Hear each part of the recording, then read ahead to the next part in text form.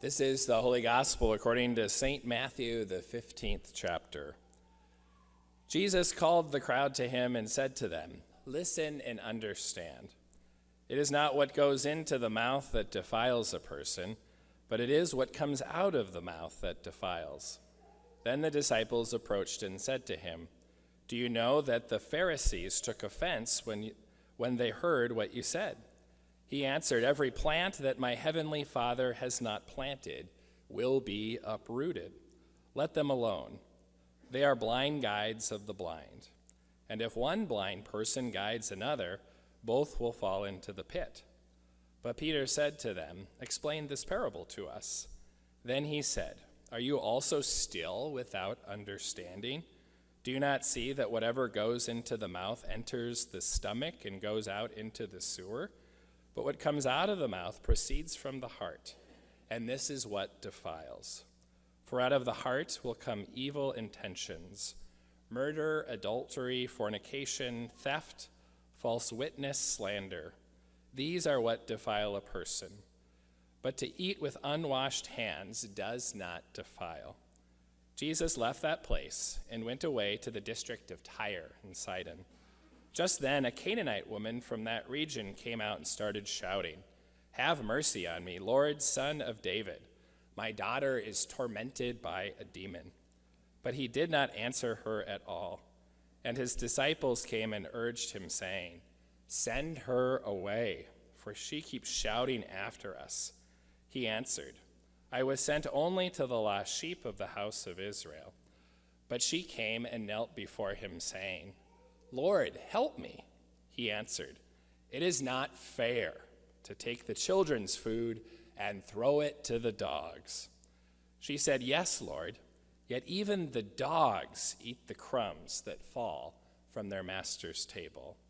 Then Jesus answered her, "Woman, great is your faith. Let it be done for you as you wish." And her daughter was healed instantly. This is the gospel of the Lord. You may be seated.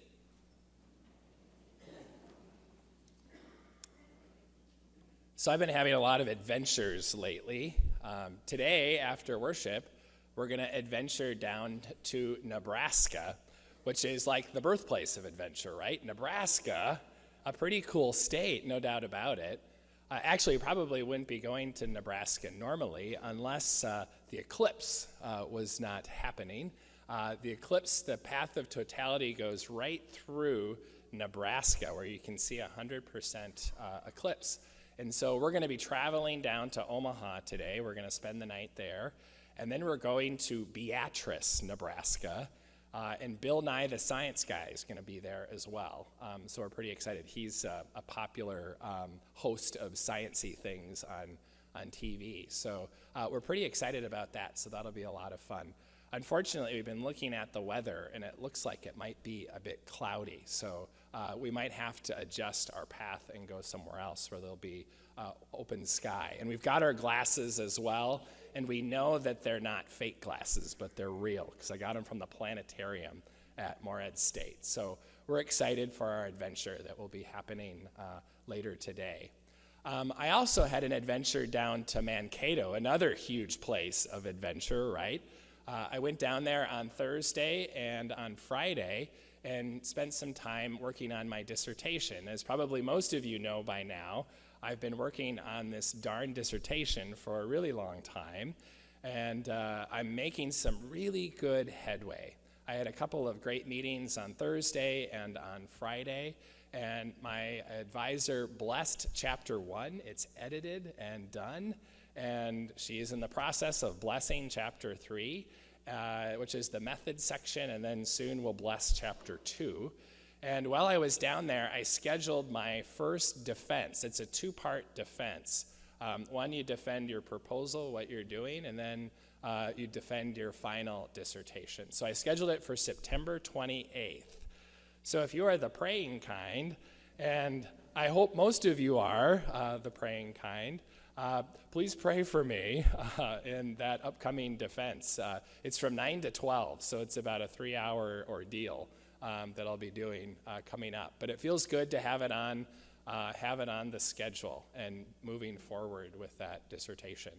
And my wife told me that it has to be done by December or I'm in big trouble. So it will be done in December. So it felt good to be down in Mankato. It's a special place for me.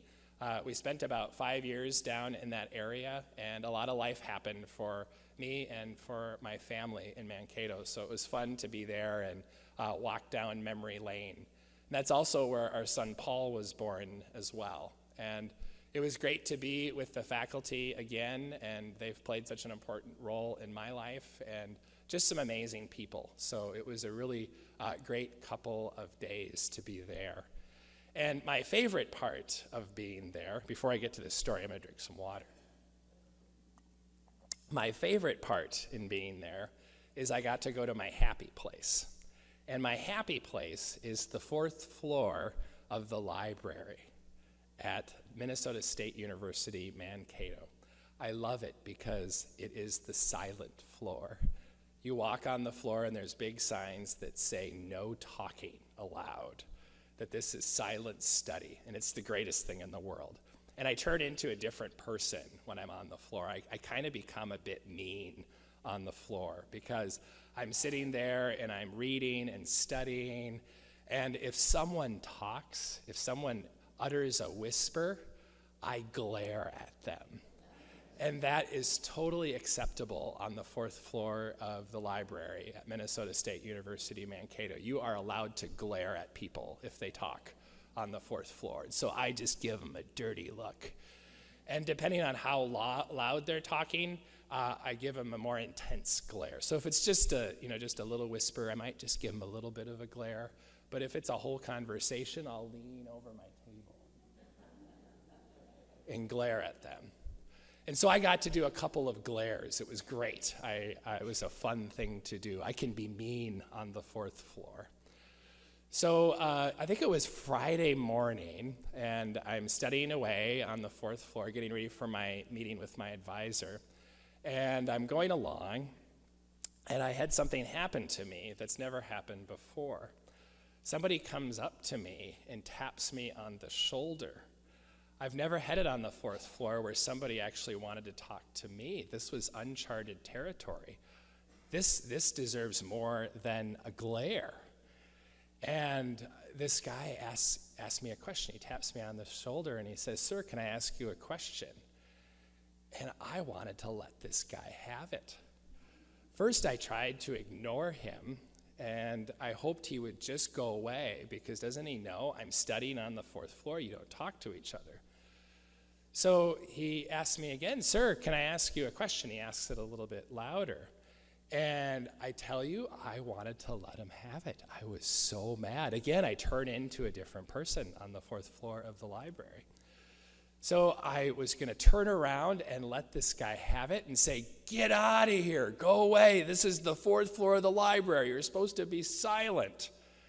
And then I looked up, and he had this look in his eye. It was kind of a scared look in his eye. And I could tell that he had a bit of an accent as well. And then I realized that he was an exchange student. And all of a sudden I had immediate compassion for him, because I've been in his shoes. My wife and I studied in Brazil, and I tapped many people on the shoulder to ask them questions about where things are on campus. So instead of letting him have it on the 4th floor, I looked up and I said, "Oh, what do you need?" Saved by that look in his eye rather than yelling at him. And he told me that he had just purchased a book that he needed to download. They have a lot of electronic textbooks nowadays at universities. And he had a card that gave instructions for how to download this book. And so I brought it up on my computer and tried to help him and couldn't get it figured out. I felt kind of bad because I spent 10, 15 minutes of his time trying to figure this out. And then I said, "Well, let's go down and talk to the reference librarian. They might be able to help you out." So I hand carried him downstairs to the reference librarian and told her what was going on. And she said, "Oh, I can handle this, no problem." And so I was able to get him the help that he needed. So, what does that have to do with today's gospel? Let me explain in just a moment. So, I was walking back to my table, and all of a sudden, today's gospel popped into my head. And for the gospel, for my sermon today, I want to focus on the second part of our gospel story about the Canaanite woman. So I'm walking back to my table, and I start to think about this gospel story and all of the things that had happened in this story. So Jesus is in this district of Tyre and Sidon, and then a Canaanite woman from that region comes out, and she's shouting, "Have mercy on me, Lord, Son of David. My daughter is tormented by a demon." But Jesus tries to ignore her, kind of like I was trying to ignore that guy. And when he talked to me, it felt like shouting because it was so quiet on that fourth floor. So Jesus tries to ignore this Canaanite woman, hoping that she'll just go away.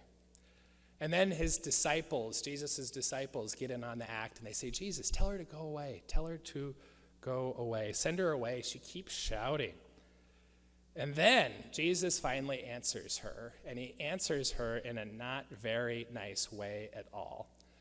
We talk about how Jesus is fully human and fully divine.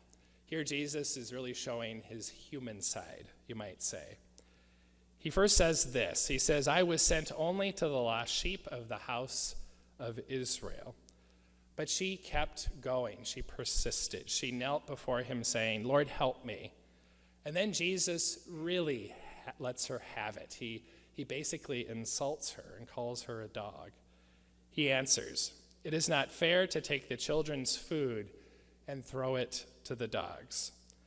And then she answers in a really artful and skillful way to break Jesus out of his humanness, this human reaction. She says this, "Yes, Lord, yet even the dogs eat the crumbs that fall from their master's table." And it breaks Jesus sort of out of this humanness. And he then says this, "Woman, great is your faith. Let it be done for you as you wish." And the daughter was healed instantly. I love how she says, "Yet even the crumbs that fall from their master's table," the dogs eat even the crumbs that fall from their master's table. In a way, she's kind of saying that, Jesus, even your crumbs have great power. Even just the small amount of who you are, your crumbs have great power. And that's one of the good pieces of this text, one of the good news pieces of this text. Even the crumbs of Jesus have great power. Even your crumbs can heal my daughter. And then he sees that great faith in this woman and calls it great, and then says, "Let it be done for you as you wish." And the daughter was healed instantly. So what can we learn from this text? What can we learn from this text? Well, we can learn that there is great power in Jesus Christ. And we know that because Jesus defeated death. We can look at the cross, a symbol of death, and Jesus transformed that symbol of death into new life. And because Jesus lives, we too will live a new life. There's great power in Jesus Christ. We can also learn from this text the importance of using words to heal rather than to tear down. And Jesus models for us how we are human sometimes in this life. We are humans after all, and we use words to tear people down from time to time. They can just come out without even thinking about it. Kind of like my friend at the library. I just wanted to let him have it. I fortunately was able to catch myself, but there's been many times in my life where I've not been able to catch myself. We are human, and we use words to tear each other down from time to time. That's a part of our human condition. But then Jesus models for us the importance of using words for healing and for building up. Jesus quickly realizes what he had done, and then he uses his words to heal this young woman, this daughter. "Woman, great is your faith. Let it be done for you as you wish." And her daughter was healed instantly. So this gospel text teaches us the importance of using words to build one another up and to carry one another as well in this world. I don't know about you, but I've been paying attention to the news a lot lately and have been seeing how people use words to tear each other down all over the place. You've seen the events of Charlottesville, people preaching hate, people using words to incite war. You see what's going on in North Korea, and just saw again on the news, they escalated tensions again, the leader there. There's all of these things going on all over the place. There are the events in Spain, the terrorist attacks that happened in Spain. Just all sorts of just crazy things going on in our world. People using words and other actions to tear each other down and to incite violence and to incite division. And as Christians, we're called to make the world one. Jesus prays that they may all be one. There's hate all around us. But there's great power in words and building one another up, using words to heal. So then how do we respond to the overwhelming mess that's going on in our world? And this isn't the first time that's happened. We've gone through these cycles before. How do we respond to that overwhelmed feeling of hate being preached in the world? Well, I think we can respond by being crummy, going out and being crummy. The Canaanite woman talked about how even your crumbs, Jesus, have great power. I think we can change the world and bring peace and healing to the world by doing just small little crummy things, just those small crummy things. And when I say crummy, I'm talking about crumbs, right? And crumbs are very small. I'm not saying that we should go out into the world and be crummy and be jerks to each other, but to go out into the world and do small little things.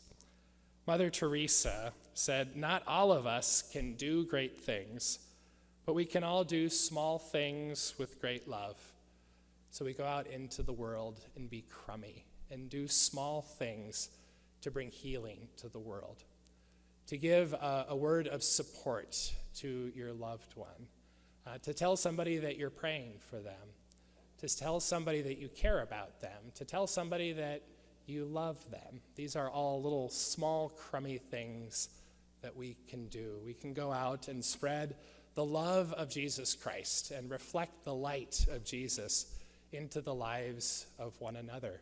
And by doing that, we're doing great things. It's actually quite powerful when we all do those things. Reflect the light of Christ's love. It's a powerful thing. So I've been doing a lot of reading on death lately. And I've been doing a lot of reading on death because that's what my dissertation is on in counselor education, focusing on death-related issues. And you can't help but think of your own mortality when you're doing that. And you start to think about how life is really, really short. We're here for a very small amount of time. And I think it's so important in our life to make use of that time and not waste time, and to talk and care for one another, to tell each other that we love them and care about them. And in my reading, I came across, once again, an author, Ira Boyack, a doctor who works with palliative care, hospice care. And he talks about the 4 most important statements that you can share with your loved ones. He talks about it in particular at end of life, but I think these are great things to keep in mind as we live this short life. I think they're great ways of going out into the world and being crummy. And the 4 things are this: please forgive me, I forgive you, thank you, and I love you. To think about those statements each and every day. I once knew a pastor that every 6 months or so, he would just give out a blanket. Please forgive me. I know I've wronged some of you in the church. Please forgive me. And if you need to talk to me about how I may have wronged you, please stop by the office this week. I think that's a great thing. So please forgive me, church, if I've wronged you. in any way, and let's talk if you'd like to. So the importance of asking for forgiveness. And we've all wronged people in this life. It's a part of being human.